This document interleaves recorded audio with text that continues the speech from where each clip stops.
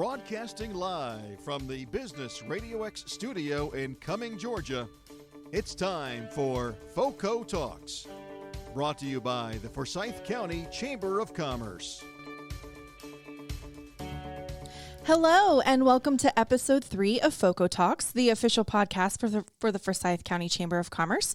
And we are broadcasting live from the Forsyth Business RadioX studio located in beautiful Cumming, Georgia. I am your host, Michelle Daniels, and I serve as the Vice President of Business Development for the Chamber. And today I am joined by two amazing local leaders for an exclusive interview discussing Forsyth County Schools. As the 5th largest district in Georgia, Forsyth County Schools serves over 53,500 students, representing 129 countries and 69 languages. Forsyth County Schools also has the highest state assessment, CCRPI score, the highest county graduation rate, highest SAT scores, highest ACT score, and highest financial efficiency rating, which is a 5 out of 5 stars in Metro Atlanta and among local large districts. Earlier this week, the Forsyth County Chamber, in partnership with Forsyth County Schools, hosted the annual State of the Schools. This event offers guests an inside glimpse into current initiatives, a look back on a year of accomplishments, and to share future plans for the community's award-winning school system. Today's show is a companion episode to that event, so if you weren't able to experience it live of the 2022 State of the Schools, I encourage you to head over to the Forsyth County Chamber's YouTube channel to tune into the event, as it was a fantastic program and provided great detail on the incredible things to come for Forsyth County Schools. So as I mentioned, today is a special episode, and I am honored to be joined by Chamber President and CEO James McCoy, who will be conducting an interview with Dr. Jeff Bearden, Superintendent for the Forsyth County Schools. Welcome, gentlemen. Thank you, Michelle. Dr. Bearden, thank you. Hey, my pleasure. Thanks for having me. So James, during your tenure as Chamber President, I am sure you have seen a huge change in the school system. Can you share a little bit about that experience and some of the progress that you've seen? Well, when I arrived now 17 years ago, literally the first thing I did on my first day was the then Superintendent, Paula Galt, picked me up at the office at about 8 o'clock. And she dropped me back off at 6 p.m. because we were out visiting schools. And then I think there were 7 schools that we visited that day. So it was a marathon, but it was a lot of fun. But I learned from that day that the entire the Forsyth County Schools is more than just a school system. It's a culture. It's a way of life.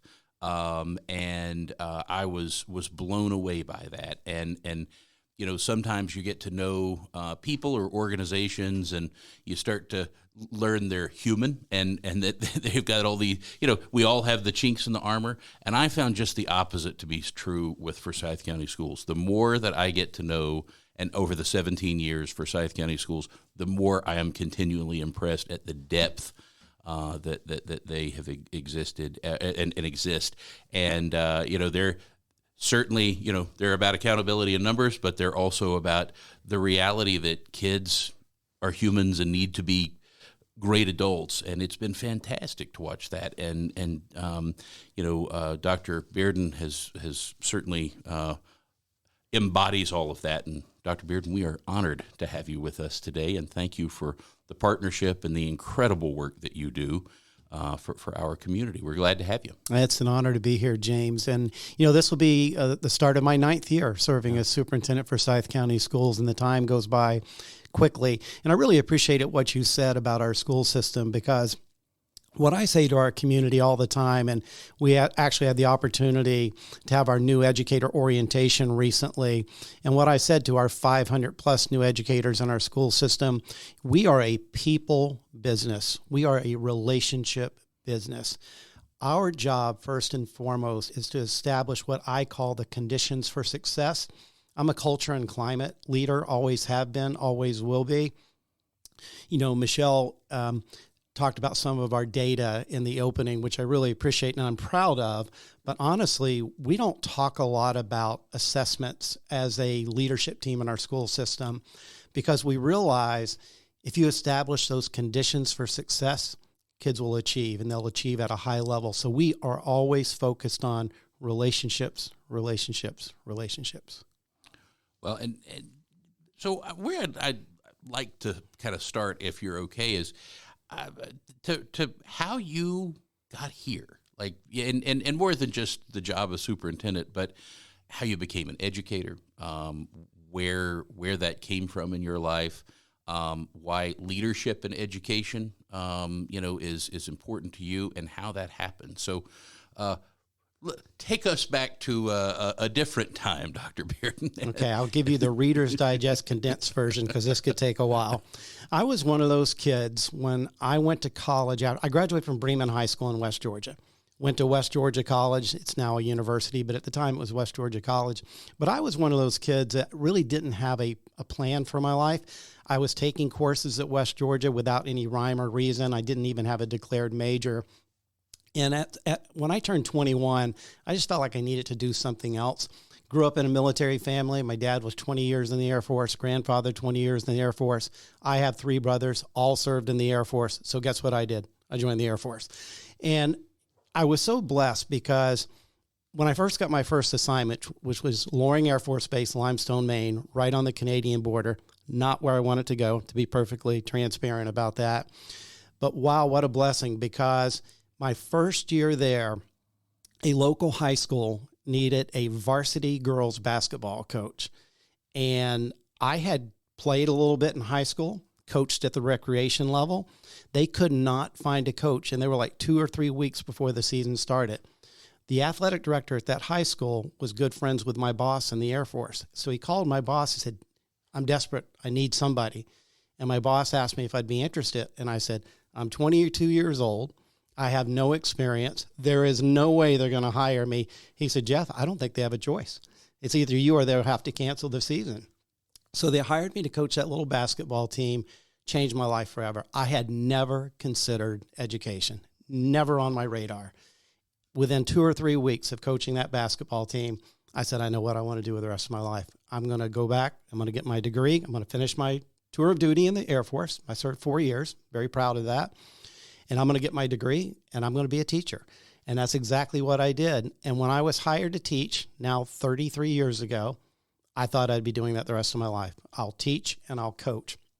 But at some point, and I love this because I believe one of the responsibilities of a leader is growing leadership. And so I had a superintendent, I was a couple years into teaching, took me aside. He said, you're going to go back to school. You're going to get your master's degree, and I'm going to put you on the path of administration. I said, I was in the Air Force at one point, so I said, yes, sir, that's what I'll do.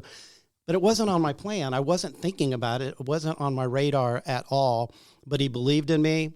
He invested in me. And to this day, today, I still consider him to be a great friend and mentor. And so that started my trajectory into education. I spent the first 20 years in Maine, and I've been back in Georgia now for about 13 years. Wow. Very good. Well, that is quite a journey. I don't know a lot of folks who have made the jump anyway like that. That's incredible. And so, what was your first role as principal, and what was that like, taking on a principal? Now, this is interesting too. I was a high school assistant principal for 3 years, and my third year as a high school assistant principal, a school system, a tiny school system, 330 kids, that's how small the school system was, needed a superintendent. And my boss, the same guy who encouraged me to move into administration, he said, I think you should apply for that job. And I said, I've not even been a principal. He said, this will be a similar experience. He said, in fact, I think it'd be a better experience because it's such a tiny system, you'll have to do everything. And so my first superintendency in 1999, 330 kids, one building. The central office was myself, a secretary, and a bookkeeper. I was the special ed director, responsible for all title funds, facilities. I mean, you name it, I had to do it. And what a great indoctrination into the superintendency. Yeah. I learned so much from that experience. And so I think back today, back in 1999, Northern Maine, very small rural community, serving 330 kids. And today I have the privilege to serve 53,000 children in one of the nation's top school systems. Yeah. I look at that and I'm just so proud of having had that experience. Wow. Very good. I did not realize that. That's incredible. That's yes. What an incredible experience. What a great opportunity. So and we get to enjoy the benefits of all that. So I'm very glad to hear that. So is you think, back both about your career, on your career and your time in Forsyth County, tell me about how you have. What is the basic leadership philosophy that you have developed? I mean, you mentioned a minute ago culture and climate, but what is that? What for you? What does that mean to you? And from a practical standpoint, what does that look like in a system that is, in an organization that is so massive? What does that look like to you? Yeah, I mentioned the new Educator orientation, and I use this quote every single year at that new Educator orientation, and it's, kids will not care how much you know until they know how much you care. And I want teachers, especially new teachers, to really think about that for a second, and I remind them, you're going to leave a legacy. People look back on their lives, and they can remember their teachers. And they're going to remember them in a positive way or a negative way, or maybe even in an indifferent way. So I challenge a new teacher, what's going to be your legacy? Because the choice is yours. And so when we think back about the best teachers we ever had, just think for yourself, what are some 1 or 2 word descriptors that come to mind? And typically it is, they were kind, they were invested, they were interested, had a sense of humor. They made me feel important. They knew me. They knew my family. And those are all critically important to establishing rapport with kids. And I go back to that quote, kids will not care how much you know until they know how much you care. So as a beginning teacher, and at the beginning of every school year, I want our teachers to invest in getting to know their kids. Because the way I look at it, when I visit any school or any classroom, I'm always looking at it through the lens of a parent. I have 3 adult children now, but the question for me is always the same. Would I want my child in this school? Would I want my child in this classroom? If the answer is yes, that's great. If the answer is no, or I'm not sure, my next question to the building principal is, what are we doing about it? Because if it's not good enough for my child, it's not good enough for any child. And I think we always need to look through the lens of a parent. What I want is, I want parents to want to send their children to school. I want kids to get up in the morning and want to come to school. I want our staff to get up and be excited about going to work. And when you put those things in place and you make school a joyful experience, and it should be and can be a joyful experience, guess what? Kids will be engaged, they'll be excited, and they will thrive. They will learn. Again, I always focus on the conditions for success. Very good. Well, and speaking of, I've been involved in through the chamber 2 strategic plans, maybe 3, but at least 2. And my understanding is that there's a new one that will be coming up that y'all are in the process of developing. And for those who are new in the community, it was a strategic planning process that really transformed our school system many, many years ago, well before I think any of us in the room were here. But the idea of, planning your work, working your plan has really paid off, and the school systems had many great plans that have brought us a long, long way. So what does that look like now that, we are performing at a national level at the very, very top tier?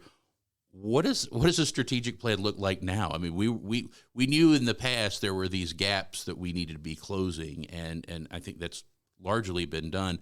So what does that look like now, and what does the process look like? Well, first of all, thank you for asking that question. Our strategic plan, our latest one, expired in June of 2022. So last year, we spent the entire school year engaging our community in what would be the new strategic plan from 2022 through 2027, the next 5 years. And we were very intentional about who we invited to the table. We invited folks from all walks of life. We invited folks from the table from the left side of the political spectrum to the right side of the political spectrum. And we put them all at the tables together and had conversation. And it's so interesting because there are a lot of opinions about public education, right? I mean, that's just the reality of our business. A lot of people, feel strongly about what we're doing, what we're teaching, and we have to respect that. And so what we ask folks to do is to come to the table and say, let's not talk about where we might disagree. Can we focus on what we can all agree upon? And it was so interesting because we had many community meetings over the last year. And so I could sum up our strategic plan in one word, and that word would be connection. That surfaced time and time again. So what do I mean by that? It doesn't matter if you're far left or far right. Here's what people agreed upon during the strategic planning process. Kids need to be safe. Kids need to have a sense of purpose. Kids need to have a sense of belonging. Kids need to have the resources and support they need to be successful. We need to make sure that all kids are able to reach their own individual potential. So those things came up time and time again. And what we realized is we absolutely could build an entire strategic plan around that word connection. And we did just that. And in the spring, our school board unanimously adopted that plan. And I have received basically zero pushback from our community about that plan. And I am so excited because now that will be the plan we will be working over the next 5 years. Again, it's all around connection for families, connections for staff, connections for students. As you guys know, we're a growing community, but not only are we growing in population, we're growing in diversity as well. We are now a majority school system. About 20 years ago, our student population was about 80% white. Now it's about 49% white. And so with that growing diversity, I go back to that word connection. We want all families, no matter where they come from, no matter their race or ethnicity, we want them all to have that sense of purpose, sense of belonging. We always talk about the Forsyth family, and we mean that. It's a real challenge as the school system is growing to keep that small town feel, but we're very intentional about making that happen. In fact, one of our board goals for each building principal is to make your large schools feel small. And how do you do that? You do that around relationship building and making sure everyone feels that sense of connection. Very good. Very good. So when you look at that strategic plan, and what the future looks like with that plan, what are some of the highlights of things that you could mention that that are going to take us into a new direction, something that's new and exciting or different? Well, the pandemic forced us out of our comfort zone, if you will. We had to look at how we were delivering instruction differently. We had a Forsyth Virtual Academy, and we've had it for many years for grades 6 through 12. We didn't have a lot of kids involved in that, but we were meeting the needs of some of our students, primarily who were elite athletes or in the entertainment industry and were traveling a lot, but still wanted the Forsyth County Schools experience. Well, with the pandemic, we've now expanded the virtual instruction K-12. And what I've been telling folks is we have to realize school does not need to be an 8-to-3 experience for every child, nor should it be, because it doesn't necessarily meet every child's needs and every family's needs. So what I'm super proud of our school system and what we need to continue to work on and build upon is giving our kids and families as many choices as possible, making sure every child has an opportunity to find their niche. And the beauty of working in a school system the size of ours is you are able to do exactly that because you have the resources to do that. Go back to when I was a superintendent in that tiny school system with 330 kids. I had one high school math teacher. I mean, what could I offer? A couple math classes, that's it. Here, we can offer anything. And with dual enrollment and virtual instruction, I mean, literally, we have just a plethora of choices for our students, but we need to continue to do that, not just choices around courses, but also choices about when they go to school. And so the Forsyth virtual experience has really opened up a lot of opportunities for students. You mentioned earlier again, Michelle, in your opening, a 96% graduation rate. We're super proud of that. When I started here 9 years ago, we were almost at 90%. We were hovering around 89. And we were very intentional about, we really want to move the needle on that. It's hard because when you're, 90% graduation rate is good. I mean, you look at nationwide, that's a strong graduation rate. So how do you move the needle on that? Literally one child at a time, making sure they all have something that they can get excited about, find that niche so they want to stay engaged and they want to graduate from high school. So I think the future of education is so exciting because, we are in a position now. We used to build schedules around adults. Honestly, when we were building, what is the strength of our staff? What can we offer? Now we build our schedules around the needs of kids. We flipped that. And I think that was absolutely the right thing to do. Very good. Very good. Well, and along those lines, thinking about, the future, one of the things that, is going on right now across the country that I think everybody is concerned about is school safety. Yep. And for some, very, very unfortunate reasons and very sad reasons. But there's a lot of national discussion. There's a lot of discussion at the state level. But it seems to me that most of those decisions that really are the boots on the ground, the folks that are here in the community that are making decisions about our school systems, certainly you as superintendent and our school board. So when you look at the future, what does school safety look like, and balancing the needs of building, sometimes I would imagine, and I'm just looking from the outside in, but the needs of building community and sometimes the safety measures that can be taken can pull in opposite directions. So what does that look like? Well, first of all, as I said earlier, when you ask parents what do they want, the first thing any parent will say is keep my child safe, right? And that is our number one priority, keeping our students and staff safe. When Parkland happened in February of 2018 in Florida, Sheriff Freeman and I got together and said, let's commission a task force. Let's take folks from the sheriff's office and your school safety team, Sheriff Freeman talking to me, school safety team, and let's do an audit of every campus in Forsyth County Schools and see if there are things we can do better to make our schools even safer, because we felt they were safe at the time.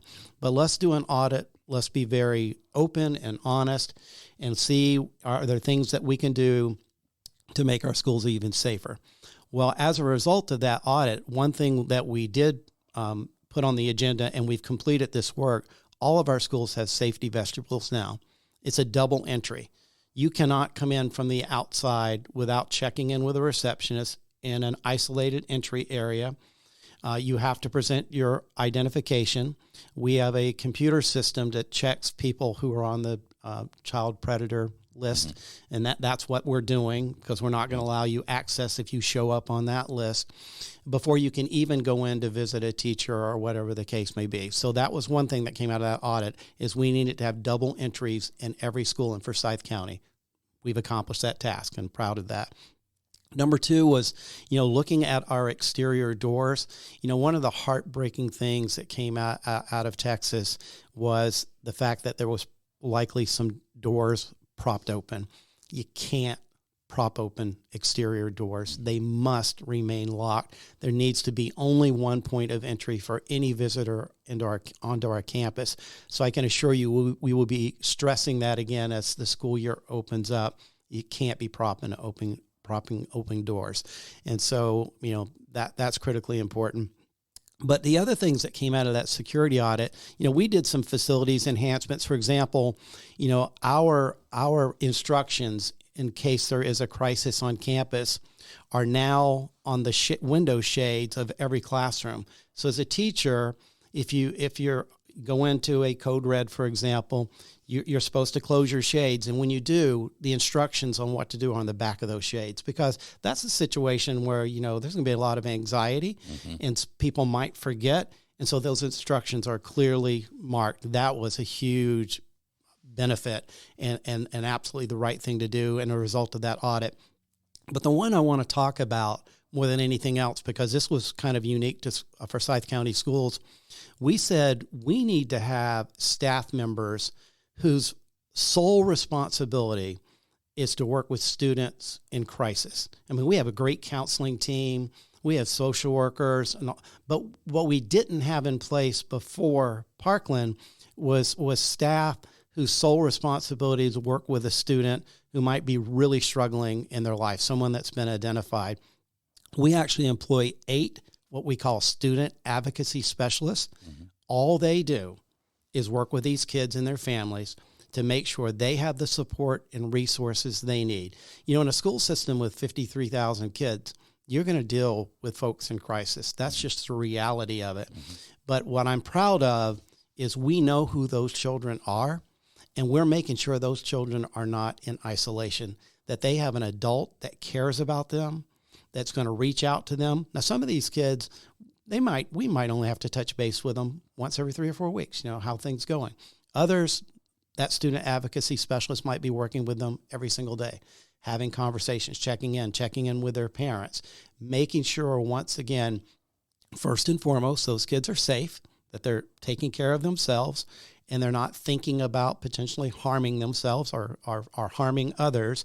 And the key, I think, to reducing the incidences of school violence is to establish relationships with every single child. Yeah. I mean, when you look at these cases throughout our nation, oftentimes these are kids who are very isolated, very much disengaged with society. Oftentimes there are warning signs. We have a program in our school system that we work closely with the sheriff's office, see something, say something. And let me say this, Sheriff Freeman and his team in Forsyth County, second to none. They are 100% committed to school safety. In fact, this school year, we will have a school resource officer on every single campus, in every single building.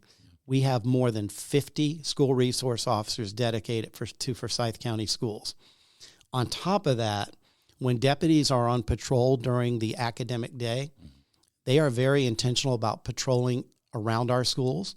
It is not unusual to see 2 or 3 cruisers on any one campus at any one time.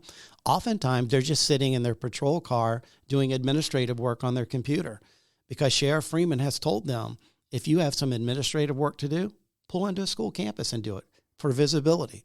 And I think that's huge. So, you know, one message I want parents to hear, if you drive by one of our schools and you see 2 or 3 cruisers on a campus, you know, don't let that upset you. That's very intentional. It's just they're wanting to be very, very visible. So again, going back to the role of the student advocacy specialist, again, it's around establishing relationships, communicating with those kids, and making sure those kids know that we're here for you. We're going to support you. If we can't provide what you need, we're gonna find it. We'll work with our local social agencies to make sure you have the resources and support to be successful. In that See Something, Say Something campaign, I am so proud of our students in Forsyth County, because they know they can report a tip 24/7, completely anonymous, and we will investigate it immediately.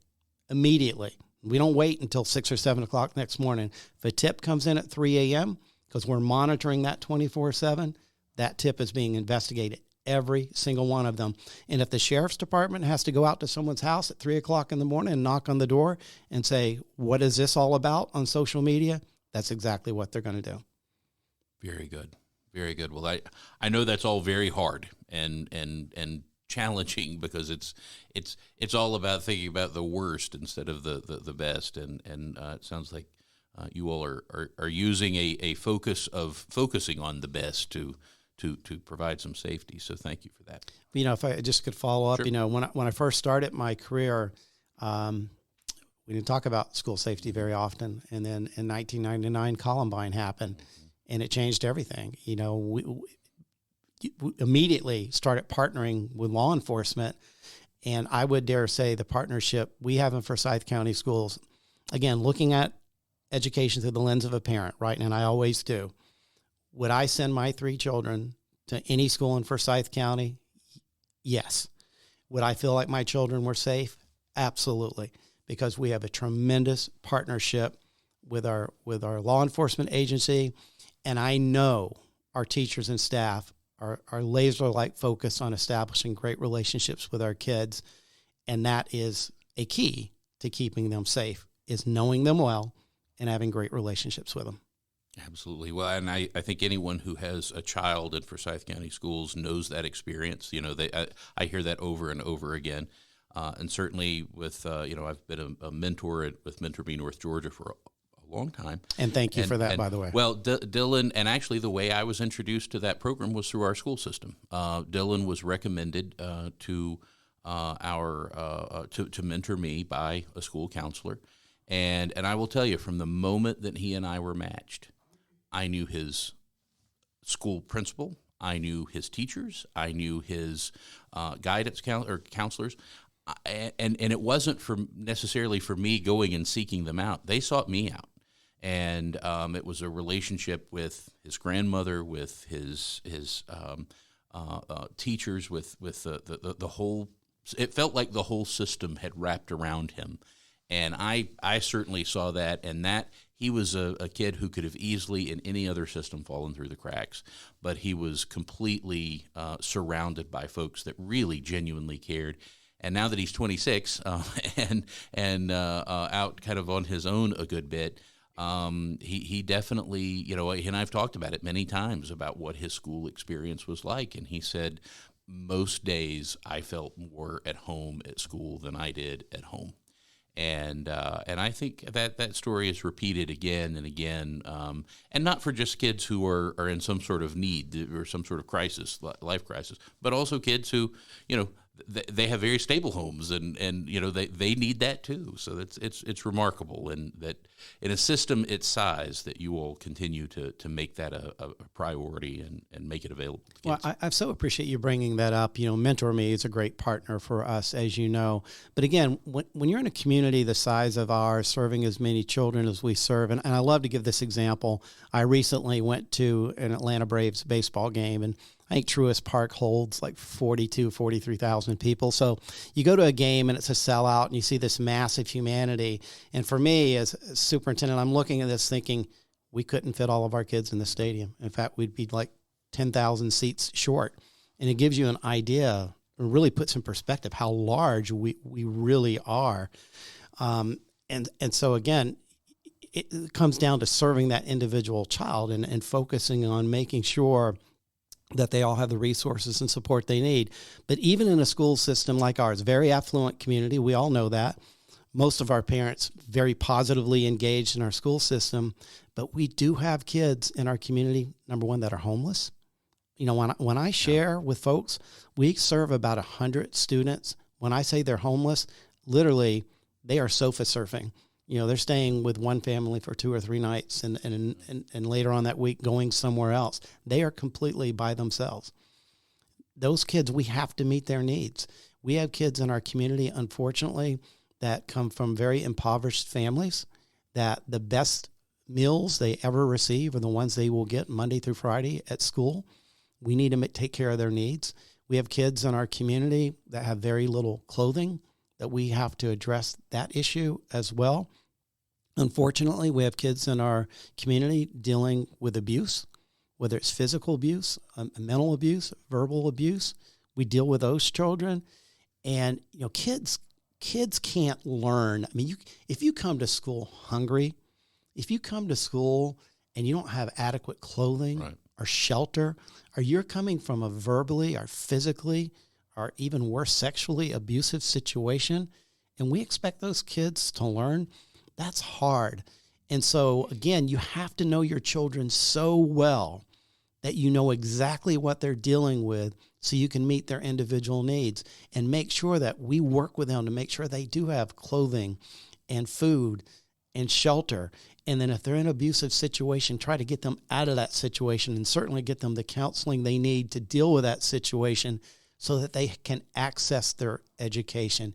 It's almost impossible to access your education if you're dealing with some of the trauma that some of our kids are dealing with. And I'm so proud of our staff because I'm telling you, the commitment in Forsyth County Schools is to know every single child as well as we possibly can so we can serve them as well as we possibly can. That's remarkable. Well, thank you. So, let's jump back just a moment to, and I guess this is a mixture between a leadership idea and also something a little more practical, less philosophical, I suppose. But that is, we have, we're among the top performing school systems in this nation. We have, one of the safest school systems in this nation. Somebody made a very focused effort on it, and very focused. And yet our school system, like everybody else in this country, is struggling for talent and putting teachers, and I assume not just teachers, but probably also administrators and other folks. And we, at the Chamber know there's no industry and not just in our community. And we're very fortunate to be in a very affluent, a community with a great economy, and every industry is struggling with this. Tell us a little bit about kind of what that looks like in our school system, what the school system can do to be as competitive as it can to make sure we're recruiting the greatest talent that we can. Walk us through that a little bit, because I cannot begin to imagine how complicated that must be on the scale that you all operate on. Pre-pandemic, we would have our job fairs. Typically, we have them in February. We'd have 700, 800, 900 people attend those job fairs. We would have openings and have 30, 40, 50 applicants. This year at our job fair, we had about 400. Yeah. That was eye-opening. The pandemic really caused a setback in a lot of industries, but certainly in public education. Our teachers performed heroically throughout the pandemic. I just could not be more proud. And they had to constantly pivot. No, we're going to be face-to-face today. We're going to be virtual today. Some parents were very uncomfortable sending their children to school. We had to provide for those kids. Other parents were very comfortable sending them, and we provided face-to-face. Some would want their children to come in for like a lab or their band course, but wanted them to learn virtually the rest of the day. So we just had to do what we had to do to meet the needs of our kids. That was very taxing on teachers. And what ended up happening, not just in Forsyth County, but throughout the nation, more and more teachers who had choices to do something else chose to do something else. And fewer are entering into teaching as a profession in our colleges and universities. So you're right. We have to respond to that. We can't sit back and wait. We have to be proactive. So what are we doing? Each of our high schools, we have teaching as a pathway, as a course. And we encourage our students to consider teaching as a pathway, so growing our own. At that new Educator orientation that I mentioned, I asked if you graduated from a Forsyth County high school, please stand. I would say out of the 500, well over 100 were graduates of our school system. Yeah. And the cool thing about that is when you hire your own, typically you have them for life. Right. They typically will not leave. The data shows that. So that's one, is growing our own. Number two, we have a recruiter who works in our human resources office. His sole responsibility is to travel around the Southeast, going to job fairs, going to colleges, going to universities, making sure we have a presence, making sure we have information about Forsyth County. This is a great place to live and work, right? Mm-hmm. I mean, all of our parks, and it's safe. I mean, we have unbelievable law enforcement here. And so we're very intentional going out, consider Forsyth County. I'm so proud of our school board. The budget that we recently passed keeps us very competitive with Metro Atlanta school systems, and that's important. I mean, because when you're competing, working conditions matter a lot, but so does salary and benefits. Mm-hmm. And I'm proud to say that we compete with all of our adjacent counties. We're not the highest, we're not the lowest, but what we have to offer that I think makes us very attractive is we work in a community where parents support education, businesses support education. You guys at the Chamber, you're just phenomenal partners.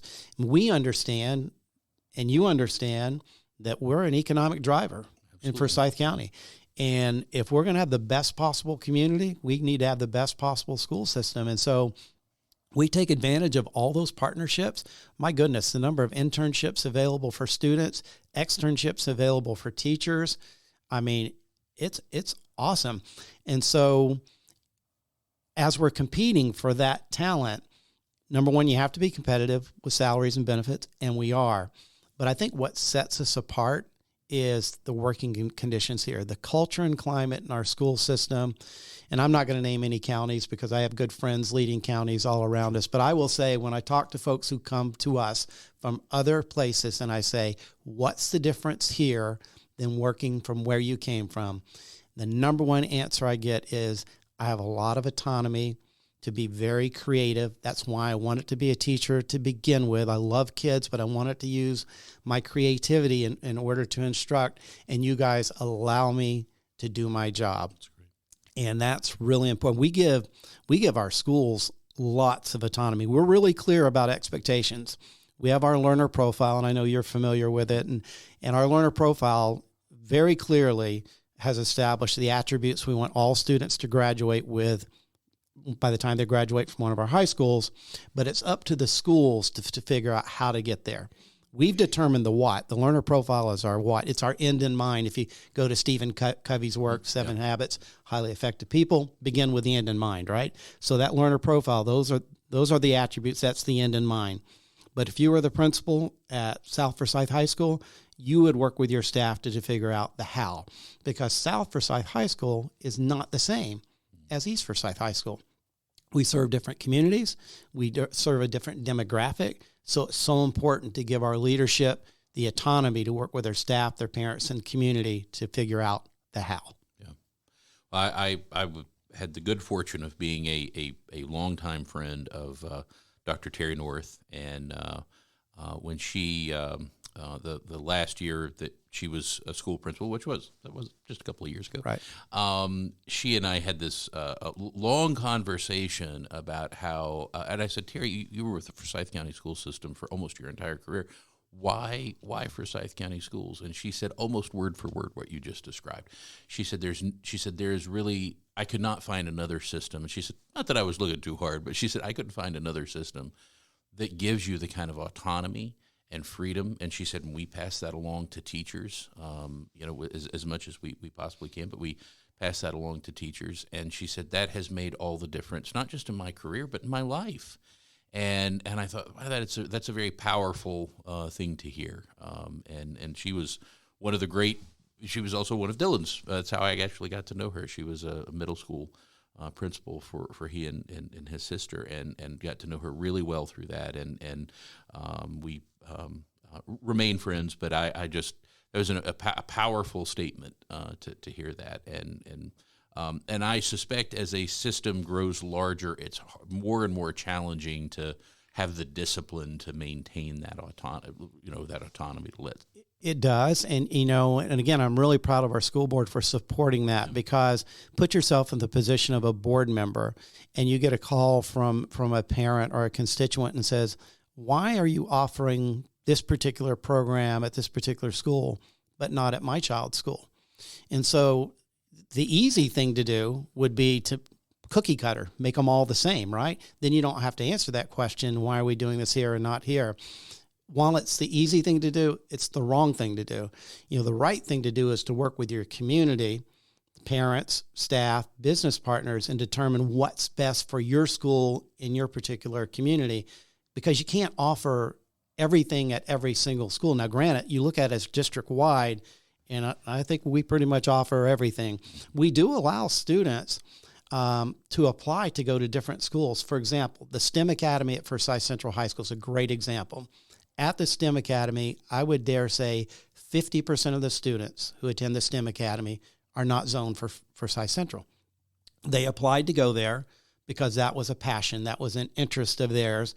And if we have space, we allow that to happen. The Alliance Academy, and you guys at the Chamber were just great partners in making that come to reality. What a great opportunity for kids, right? I mean, where else can you go and sit in a flight simulator and learn to fly an aircraft and be taught by a former Delta pilot, right? I mean, that's pretty cool stuff. Yeah. The courtroom in there, the ambulance that we have in there, real world applicable skills. Kids can graduate with industry certification, can move right into a job if that's what they want to do. We have cybersecurity at Alliance Academy. I mean, who offers cybersecurity at the high school level, right? Yeah. We do. And we were able to do that because, again, I go back to the support we have in this community. I mean, you guys and all the folks who are business partners and part of the chamber, University of North Georgia, Lanier Tech, great partners of our school system, the Forsyth County commissioners and our county manager and the mayor of the city of Cumming and the city council. I mean, everyone is so tremendously supportive of what we're doing. Rarely do I go somewhere and ask for something and folks turn us down. Yeah. Typically it's, what do you need for help? Yeah. And trust me, we're not always asking for money, although money helps and money goes a long ways. Right. Oftentimes what we're asking for is expertise. Come work with our kids. Like when we do, when we do the job shadowing and we do the mock interviews, so many people from our community volunteer to come in for the mock interviews. And typically they're incredibly impressed with how our students dress, how our students are prepared to interview, how our students have those soft skills. They'll shake your hand. They'll look you in the eye. They know exactly how to impress and they understand first impressions go a long way. None of that would happen without the support of our community. It's just unbelievable. When I tell people, and as I travel around the state and people ask me, what's the secret sauce to Forsyth County? You guys are so well known. It really comes back to, we had a community that believes in public education and absolutely supports us. Yeah. We're lucky. Yeah, we've been very, very fortunate as a community to, when you look at even the most recent education SPLOST, I mean, if you use that as a gauge. 70%. Right. And because to me, that is a great gauge of saying, hey, we're willing to tax ourselves to pay for this, and we're going to get to vote on that. And, when you look at those numbers, and particularly when you compare that to other areas of not just the state, but around the country, I mean, it's just remarkable that we have that level of continued support. But that support wouldn't be there if there wasn't great confidence in leadership and the school system and the outcomes. And it's well earned, and you all have done a remarkable job of maintaining that confidence in the system. Well, thank you for that. And just want to follow up on SPLOST for a second. In terms of the number of schools, we had our New Hope Elementary is opening this fall. Yeah. We had our grand opening recently. It's a beautiful state-of-the-art school. We are in really good shape in terms of our campuses. I do not foresee us having to go back to our citizens and ask for another bond in the near future. Because they passed that SPLOST, we can take care of a lot of our needs on that pay-as-you-go basis. And the beauty of SPLOST is, unlike a bond where you're borrowing money and having to pay interest, SPLOST, there is no interest. We get the proceeds from the SPLOST, and then we take care of the needs of our school system. And the other beauty of a SPLOST is we have a lot of people visit Forsyth County. They shop in our stores, eat in our restaurants, stay at our lodging, and stay in our hotels. And because of that 1 cent sales tax, that brings a lot of revenue into our school system. And then we use that revenue to take care of the needs of our school system. So thank you to the citizens of Forsyth County for passing the SPLOST. We're very fortunate to be in a community that has that philosophy, but that also can, that philosophy wouldn't be there if it weren't for the great school system we have in your leadership. So I'm going to close this out here. One of the things that I have been thinking about as we've been talking is that sort of landmark book, Good to Great, and that came out now, gosh, it's hard to believe, but well over 20 years ago. And there's a description in there about what great corporate CEOs and leaders look like. And the description is not what we see portrayed on TV. It's not what we see portrayed, in other settings. But it was certainly true. When I read it, I thought, gosh, the great, and Jeff, I just want to tell you and thank you, because that description is what I see in you. And that's been my experience with you. Someone who is rock solid, who, weathers the storms of that all leaders go through at some point. And some of us more than one point, but you are just a remarkable human being, and we are very, very fortunate to have you as our school superintendent. And on behalf of a very grateful community, I just want to thank you. I appreciate that, James. And one thing we say to our staff all the time, we're either getting better or we're getting worse. No such thing as status quo. And so every year we strive to get a little bit better, and we will always do that. Well, thank you. You've been a great friend and a great partner, and really, I just can't thank you enough for the great work that you do, because, it's absolutely true. There's nothing that goes on in our economy that you cannot draw a line back to our school system in one way or another. And, whether that is how we are growing as a community, or how we are getting new commercial investment in as a community. When we are talking to companies about either expanding or certainly relocating here, and even developers about building the office buildings and the space and things like Halcyon, the school system is the quality of our schools is a central factor in those decisions, and it's in the top three. So it's just vital to our future, and thankfully we have a community that seems to recognize that and know that, and just thank you for your leadership and your great work. So thank you. Thanks, James. Well, thank you, James and Dr. Bearden, for joining us today. This has been incredible just to hear about, of course, your journey, Dr. Bearden, and just all the cool things that, you guys are working so hard to cultivate that strategic plan just to, be forward thinking for our community, which is incredible. So thank you very much for joining us. And also a huge thank you to Amanda Pierce. She is the woman behind the curtain of Forsyth Business RadioX for producing today's show. For those listening, if you would like to hear more about what's happening in Forsyth County, be sure to subscribe to FOCO Talks on your favorite podcast platform. We share a new episode each month, so be sure to tune in to learn about the happenings in Forsyth County. You can also stay connected with us on social media. The Forsyth County Chamber can be found on LinkedIn, Facebook, Instagram, and YouTube simply by searching FOCO Chamber. If you're interested in learning more about becoming a member of the Forsyth County Chamber or to join us at one of our many upcoming events, please visit FOCOchamber.org. For today, I'm your host, Michelle Daniels, and this has been FOCO Talks on Business RadioX.